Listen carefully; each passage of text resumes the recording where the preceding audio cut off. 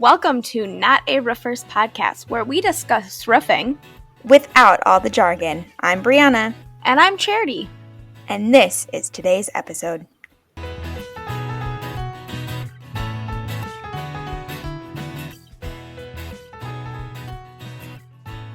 Hello and welcome back to another episode of Not a Roofers podcast. Today we have another guest with us, and I will let him introduce himself. Well, good morning, ladies. My name is Joseph Solik, and I am an independent manufacturer's rep.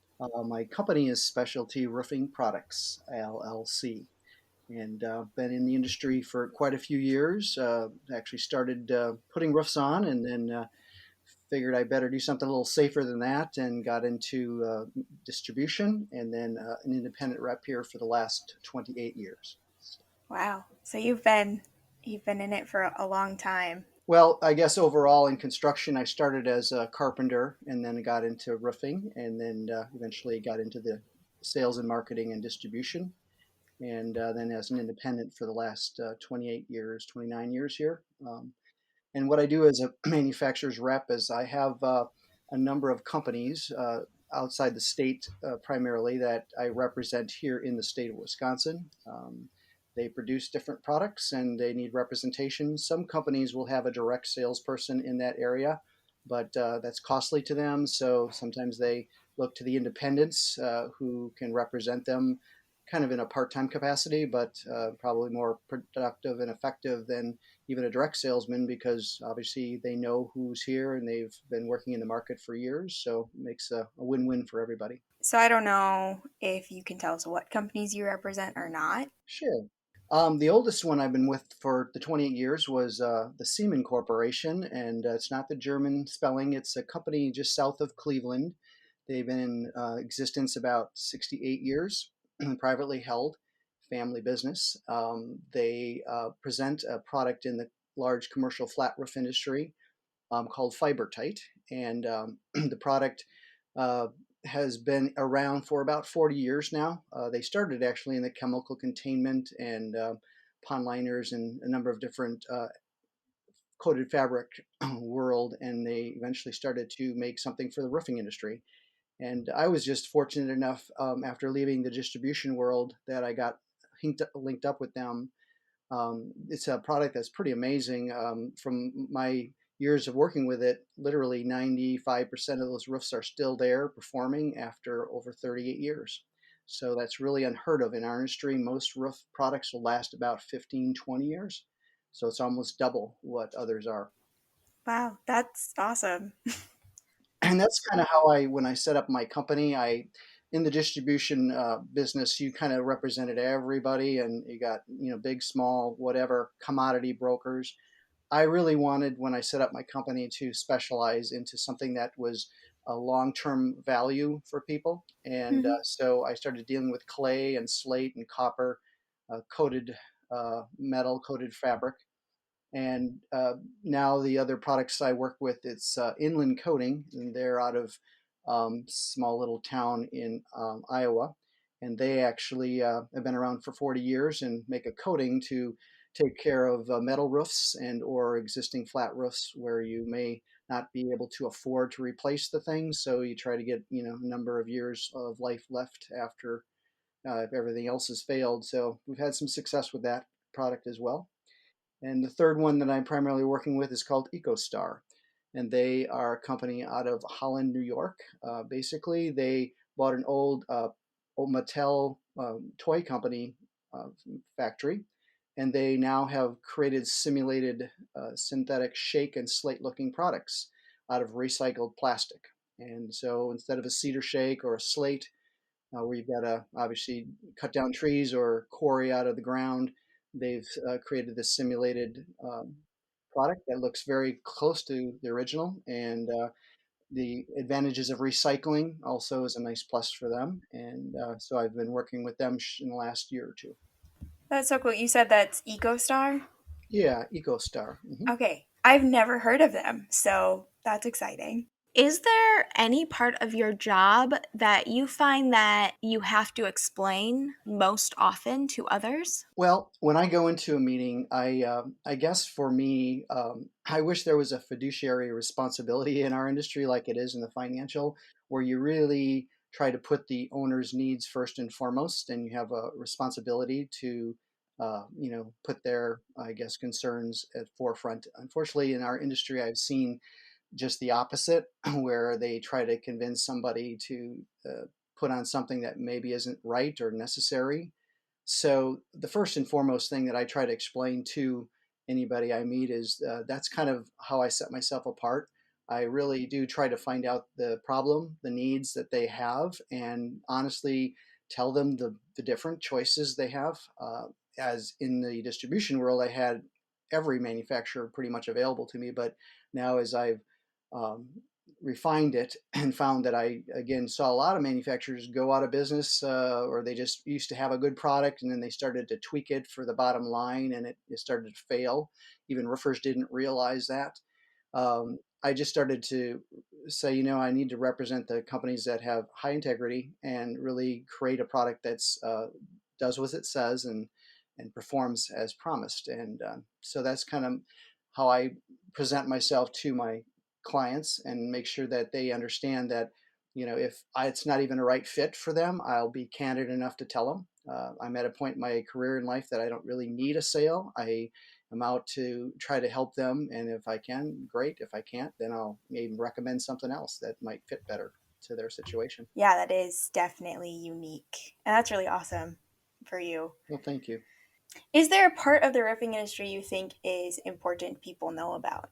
I do. I think that it's forever changing. That's kind of what I've concluded after all these years, that you really do need to have a kind of a friend in the business because marketing has gotten really good at, telling stories and exaggerating and kind of creating a spin on things. And even people that are in the industry, for example, in the roofing industry, they've almost grassroots industry popped up within it called roofing consultants, only because owners were so burnt so many times that they had special consultants that would be hired to kind of represent them. And in doing it, even they at times I get calls often from them to better understand. I live in the real world of roofing. There's the kind of you go to a website, you see what they have to say, and half of it probably isn't even accurate, but you really do need to know not only the products but the installers, because that's the other half of the battle. There's a lot of contractors that I think are looking to sell a roof and they want to sell the next one in 15 or 20 years, and there's very few that, again, with my philosophy, trying to do the right thing for the owner long term, solving problems. And so that too is, and it might even be an innocent mistake where the owner of the company, he's having to hire new people and he doesn't know, if this foreman's going to do what he asks him to do. So there's times where in our industry there's been a shortage of labor.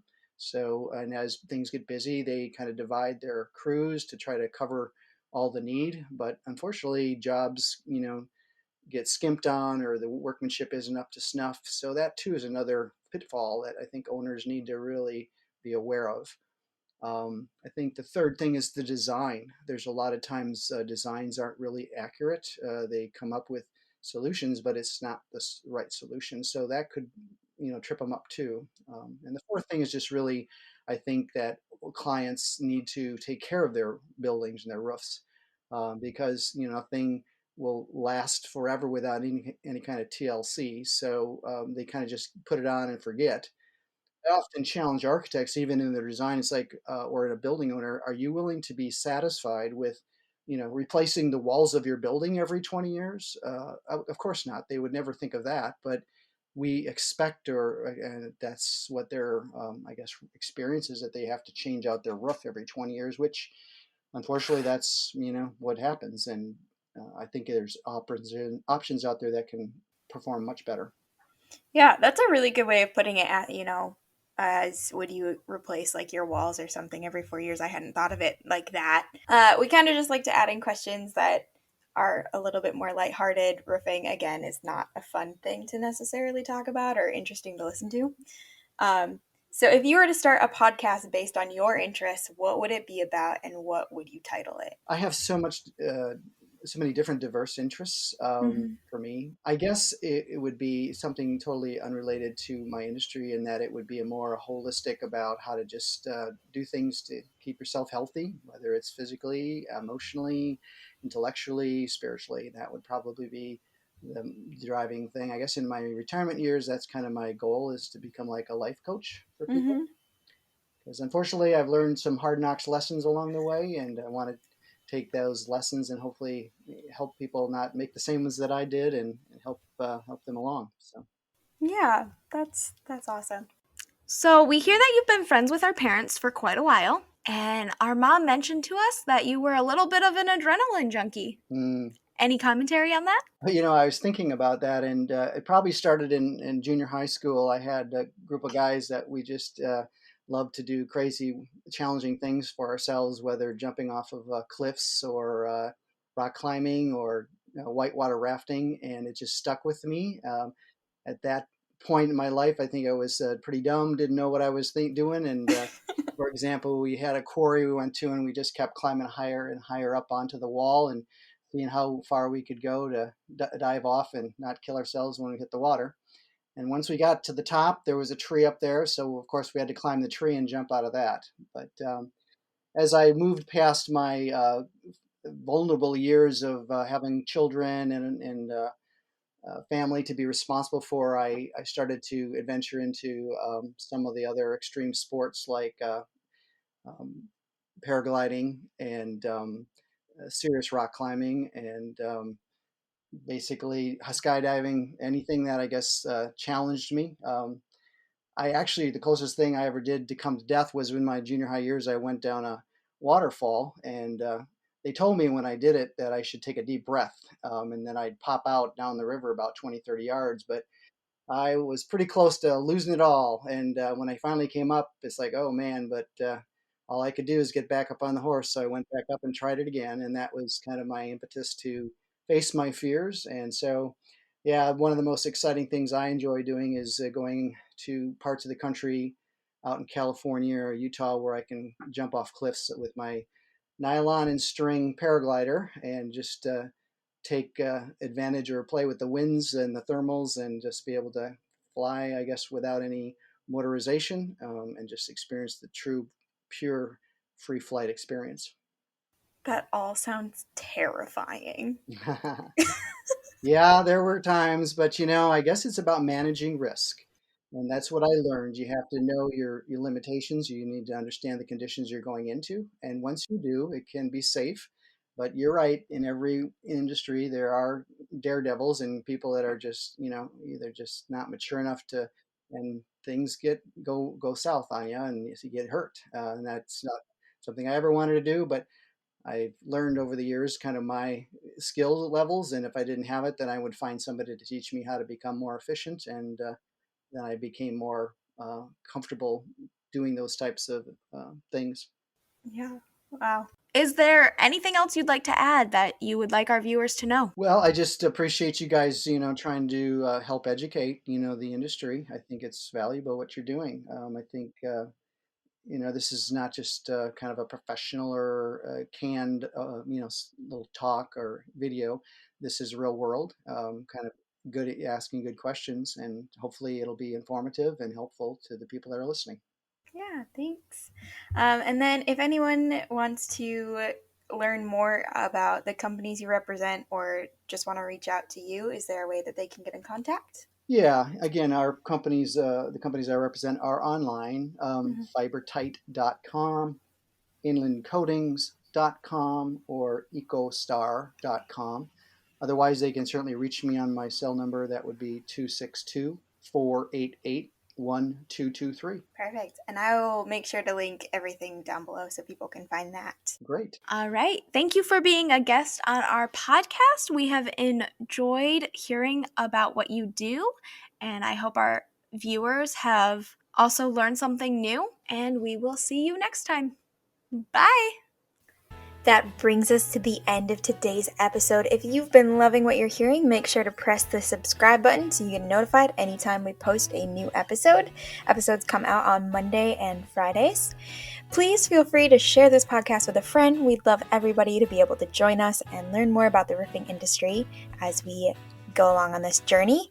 If you don't already, follow us on Facebook, LinkedIn, Instagram, and YouTube. I will put all of our information down in the show notes below. Feel free to contact us with any questions or any roofing ideas that you would love for us to talk about. I hope you have a great day, and we will see you next time.